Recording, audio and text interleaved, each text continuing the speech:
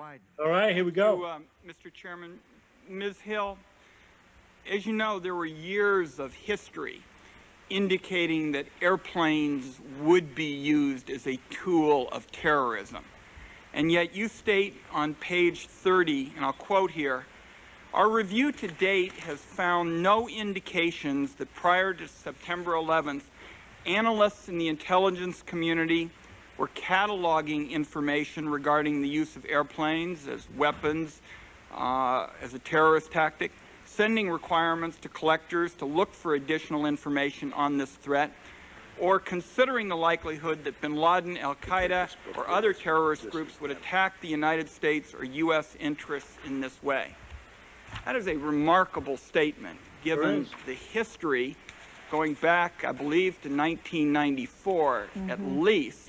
Right. And my question to begin with is, when you ask the intelligence community why this was the case, why they didn't catalog this information. You know, this is an important question, right? Because this gets to the heart of the matter, right? Because according to the intelligence services, they just didn't either have the necessary capabilities of transcribing the data, or that they did share some of the data, or that there's too many walls in sharing the data, right? And all these walls are, to this current day, all broken down, right? So now, the intelligence community as a whole collects information, data, about a specific investigation that they're interested in. And regarding bin Laden, I mean, you had the bin Laden issue station with the CIA, you had the bin Laden unit in 1999 with the FBI. The NSA began monitoring bin Laden's phone in the early 90s, and then the Yemen hub in 1996. So the intelligence community was aware of this. Now, whether they want to say they didn't have the manpower behind it, that's debatable, because really on the domestic level, nobody really cared about counterterrorism regarding a foreign entity. We never had radical fundamentalists from the religious sector as an enemy. Now, we've had Arab fundamentalists, but they were secular. Hezbollah, Imad Magniya, Abu Nidal. They weren't religious fundamentalists where they wanted to crash a plane into American targets and kill thousands of people, right? No, they hijack planes and then they work out a deal where they release a prisoner and what have you. This is a whole new idea at the time. But it's not like they didn't have the information to share that information with other agencies, especially here in the United States, and to stop it, right? So Wyden is asking the right question. Why did we have these warnings about terrorists wanting to conduct operations, some of it using planes, and why this wasn't cataloged? Well, I'll tell you somebody who did catalog their information regarding the intelligence community in whole, basically the CIA. And this is from Carl Levin. A few minutes describing the environment leading up to that date. Ms. Hill began her very, very thorough and very thoroughly discouraging presentation with the statement that the story begins in December 1999 with the intelligence community on heightened alert. And I've prepared a chronology which I'll share with all of the members, which, just to summarize, go back a few years before her beginning of the story. In January of '96, when the CIA created a special unit to focus on bin Laden. That's the bin Laden issue station, codename Alex Station. In February of '98, when bin Laden issued a public fatwa authorizing and promoting attacks on U.S. civilians anywhere in the world. May 1998, in a press conference, when bin Laden says he's going to bring war to America. In June 1998, when the intelligence community obtains information from several sources that bin Laden is considering attacks in the U.S., including Washington and New York. August 1998, when the intelligence community obtains information that an unidentified group from the Middle East are going to fly an explosive-laden plane from a foreign country into the World Trade Center. September 1998, when the intelligence community obtains information that bin Laden's next operation could possibly involve flying an aircraft loaded with explosives into a U.S. airport. October 1998, when the intelligence community obtains information that al-Qaeda was trying to establish an operative cell within the United States. The fall of 1998, when the intelligence community obtains information concerning a bin Laden plot involving aircraft in New York, Washington areas.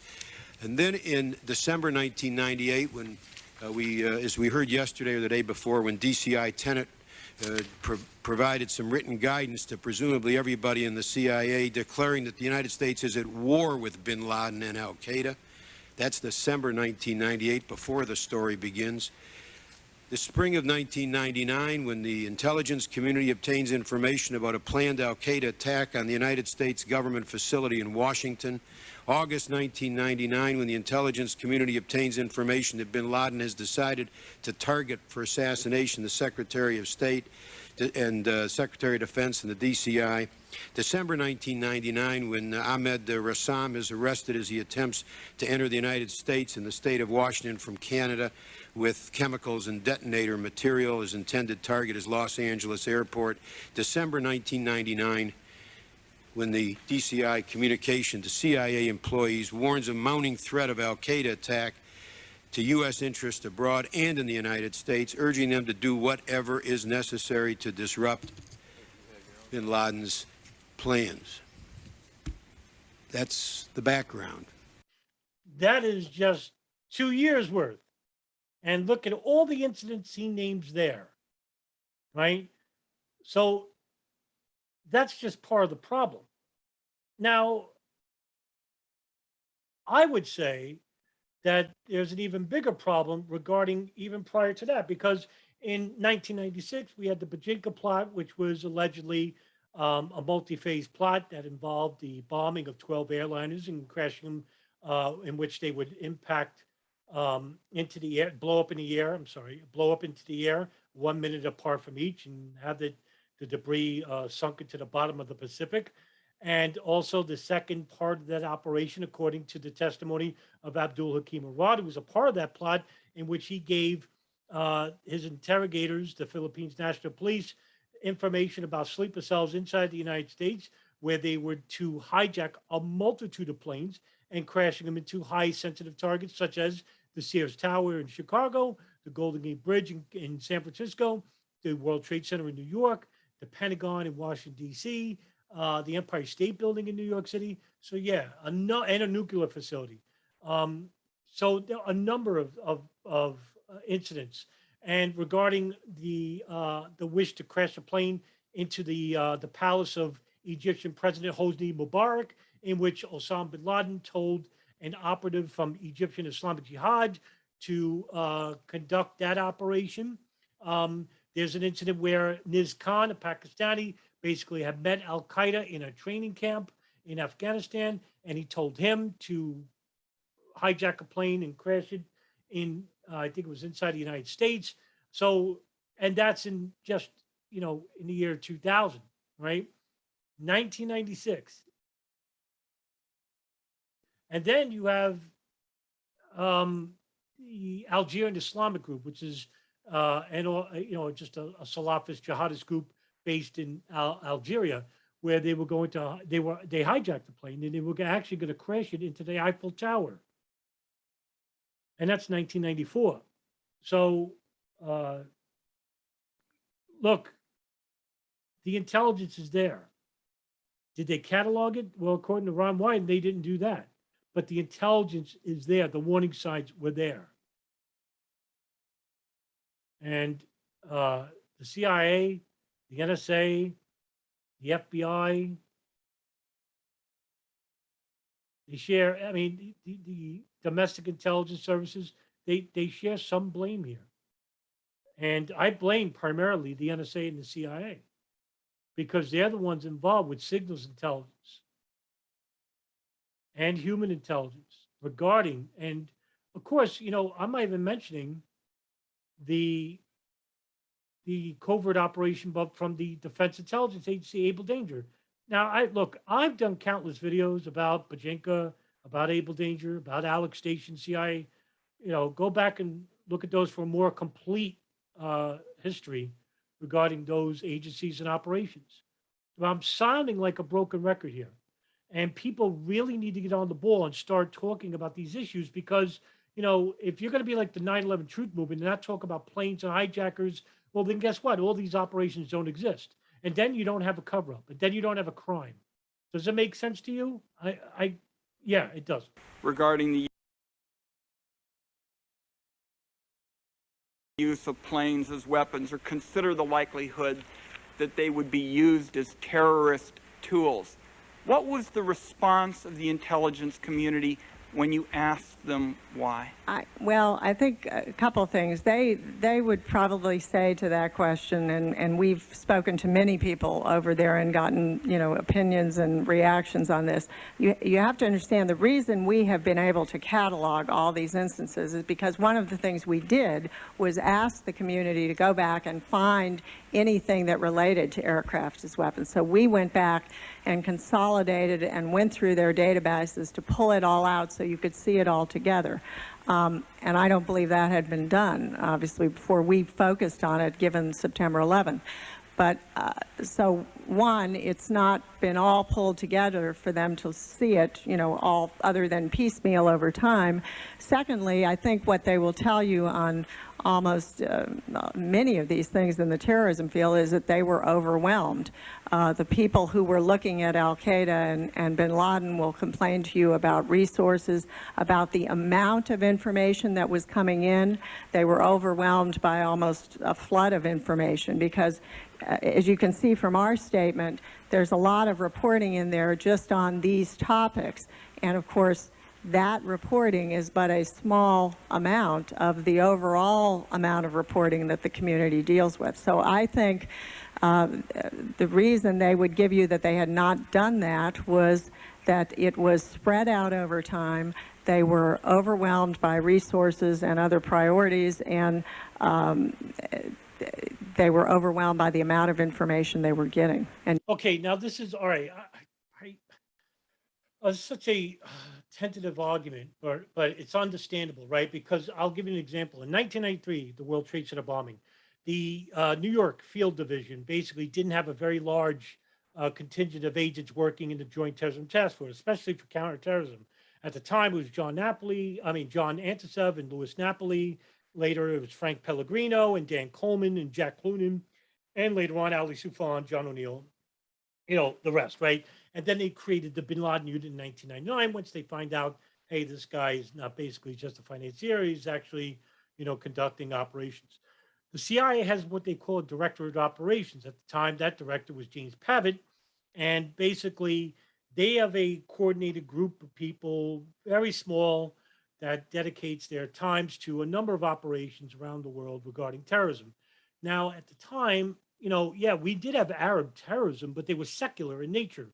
Abu Nidal, the splinter group Fatah, which is from the Palestinian Liberation Organization, they were created as an offshoot from the PLO because the PLO was actually not like a severe terrorist group, but they were only terrorists, to the Israel and the United States.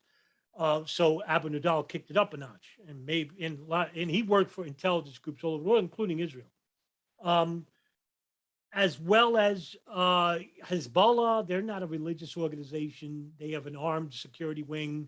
They're basically just a guerrilla group fighting against the, Israeli Western-backed governments in these Arab countries, Lebanon, Syria, and they're the ones currently fighting against the Islamic State in Syria. And that's the reason why Israel does aerial bombings in Syria and kills these people. Sure, because they'd rather protect that jihad is serious. Does that make any sense?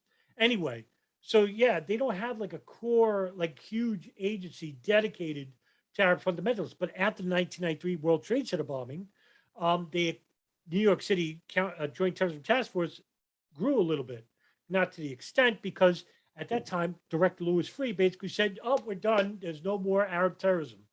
There were a few within the New York field office that didn't agree with that assumption, and they were right. One of them was Frank Pellegrino. Another was a fireman by the name of Ronnie Bucca, who did his own investigation about the nature of the expansion the expansive nature of the Arab fundamentalists that were inside the United States for years, which some even assert, including my researcher DJ Thurman Degner, arisen from the Abu Nidal organization.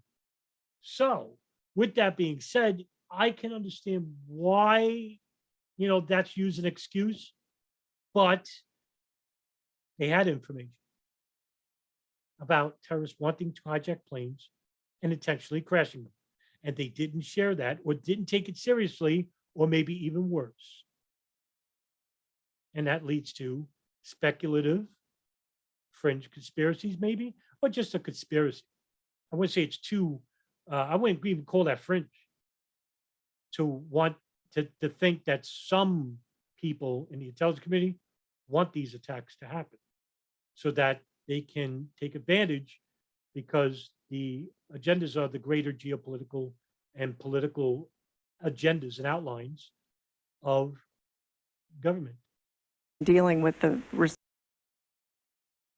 not too hard to believe, right? responses to other areas. What is so hard to swallow, however, is how anything could be a higher priority than Right. this. And Right. for you to state that the intelligence community was not considering the likelihood that bin Laden, Al-Qaeda would attack the United States in this way. Yeah, listen, I love Ron Wyden. I mean, Ron, he's one of the very few congressional electees that I really respect. In fact, many people aren't aware that he was actually against the invasive procedures by the National Security Agency involving cell phone companies like AT&T, and the big issue in 2006, where the NSA built a room called 641A in San Francisco, which basically was a room which basically integrated into the phone lines and systems of Americans in the country. And AT&T, a technician, Mark Klein, found the room and he became a whistleblower. And, that story was pretty reported in the media, but died real quick. Wonder why. Ron Wyden really pressured the director of the NSA, Keith Alexander, about whether he is actually using the agency to spy on Americans. And Alexander said no. And he lied, basically. It is, of course, It's a lie. exactly the kind of thing we've got to address in this inquiry. In your testimony, and also from the victims' families, we have heard about the failure to place Khalid al-Midhar and Nawaf al-Hazami. And by the way, Mr. Hazami is listed in the phone book in San Diego, I gather, I'm aware of that. on a watch list that Yeah. would have Yeah. prevented their entry into the United States. Whose fault is that? The CIA, right? The CIA knew about Khalid al-Midhar and Nawaf al-Hazmi because they were running an operation that they were in charge of regarding the in a house in Yemen, Sana'a, Yemen, and I've done multiple videos about this, which was owned by Ahmed al-Hada, an associate of bin Laden. It became al-Qaeda's communication center. The CIA became aware of this house because the NSA were monitoring bin Laden's satellite phone, and that number kept popping up on the phone. And they told the CIA, hey, we need you guys to go over there and conduct human intelligence. Take photographs of these guys and send it to us. And so they did, but they didn't share with the NSA. Anyway, okay, they knew they were in this house. They knew they went to a high-level al-Qaeda summit meeting in Malaysia. They knew at that meeting that there was an operative who was allegedly one of the masterminds of the USS Cole bombing, and also had some affiliation with the East Africa bombings of the US embassies in Kenya and Tanzania. Right there was enough for the CIA to share that data with the FBI, because those two guys were coming to the United States because, according to the CIA, they found out that they had US visas. Why? Because according to the CIA, they're the ones who photographed the passports of Nawaf al-Hazmi. Sent it to Alex Station. They didn't share with the FBI. And the FBI saw the cable, and they had to get authorization from the CIA, Alex Station Deputy Director Tom Wilshire, in which he told his liaison, his analytical officer, Michelle Ann Casey, who's head of the Yemen hub, in charge of the Yemen hub, and she told one of the FBI detailees from the New York Counterterrorism Office, Mark Rossini and Doug Miller, that they couldn't share that information with the FBI. If they did, the FBI would have put them on the terrorist watch list, which is a single database that contains sensitive national security data about suspected individuals of terrorism or terrorist groups thereof, okay, or linked thereof. And they were not put on this list. They weren't even put on a no-fly list, which is a separate list given to the FAA. So the agencies like the FBI, Immigration Naturalization Services, the FAA, they were not aware about Khalid al-Mihdhar and Nawaf al-Hazmi until 16 months later, when the CIA reveals to the FBI that Khalid al-Mihdhar and Nawaf al-Hazmi are inside the United States. I offered an Now, ask yourself why they didn't share that information. amendment on the intelligence bill this year to create a terrorist tracking system that would help ensure that this information would finally actually get shared to everybody in the intelligence area, everybody in the law enforcement area, and would actually get to local law enforcement officials. Love it. In your view, to make this kind of system effective, what sort of policies need to be included so that finally we can respond to what Mr. Push has asked for, and that is to have a system that on an ongoing basis makes as a top priority tracking the most dangerous individuals who threaten this country? Well, I think part of it is you have to get people's attention. I mean, you have to get people focused on the need to do that.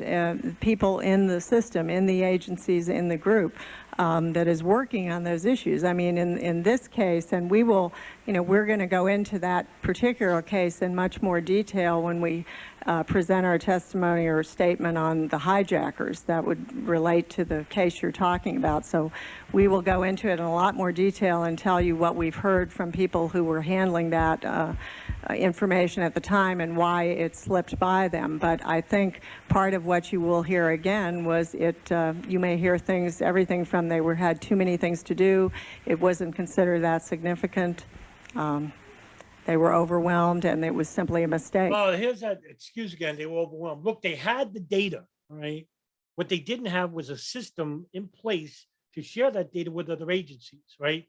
That system is in place now after 9/11 happened, right? However, it wasn't like there was an impossible way to share the data.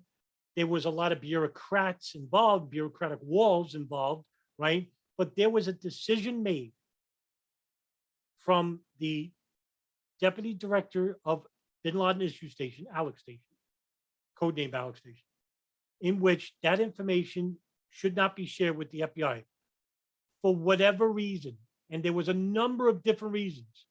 And I've outlined this in my recent podcast with Carl Levin, in where he interviewed the DCI director, George Tennant, the director of counterterrorism, Cofer Black, and the deputy director of Alex Station, Tom Wilshire. And they all gave slightly different conflicting answers. With Director Tennant, basically nobody read the data. With Cofer Black, we shared a little bit of the data. With Tom Wilshire, we shared data. And all of them were incorrect. All three of them. So, I mean, look, it's not like the field officers are to blame here, right? We've had a number of FBI whistleblowers over the years. I basically outlined some of them in yesterday's video regarding the audio of the two FBI agents hidden behind a partition screen. And yeah, look, I'm not going to repeat myself. I mean, this is like a broken record. We have to talk about accountability. We need to hold these people accountable. Why is George Tennant in jail? Why isn't he fired? He was given the Presidential Medal of Freedom, for God's sakes. They made a mistake. They made a mistake. Spilled milk is a mistake. Chairman, listen, mistake, intentionally withholding information is not a mistake. That's a crime. My time has expired. I would only want to add one last point with respect to where I think we are in terms of our inquiry. As we all know, there are many, both on this committee and off, who think that essentially this committee ought to punt to an independent effort. I'm of the view that the bar is very, very high now in terms of establishing the credibility of this effort and to show that we're capable of attacking these fundamental problems. This is not something that's going to be solved by just moving the boxes around on the organizational charts and people going up with pointers and saying the problem is solved. So I think Ms. Hill has helped us with the families get off to a good start, and I look forward to working with my colleagues. Yeah, that's great. Look, Ron Wyden's awesome. But again, you know, we're kicking the can down the road, and we did that, right? Did an independent inquiry happen regarding this? No, of course not. Was there an individual committee that was constructed after the Joint House? No. I mean, we did have some investigations, Senate Intelligence investigation. We had the Senate Intelligence Committee of Able Danger regarding Able Danger, but nothing came from it because the Inspector General report basically lied about Able Danger and said, oh no, there was nothing involving the data that showed that Muhammad Atta, Marwan al-Sheikh, Ziad were important or anything like that. Well, that's not what the members of Able Danger conceded. They basically testified and said, yeah, we had enormous amounts of data. Thomas Drake, the former senior executive of the NSA, basically says in just about every interview he does that the NSA had so much metadata on all the hijackers, they could have stopped 9/11 altogether. They didn't share that data. And the reason why they didn't share it with their superiors, especially someone like Maureen Baginski, right? And right there, because Maureen Baginski wanted the plausible deniability. She didn't want to know what was on the metadata. And she was the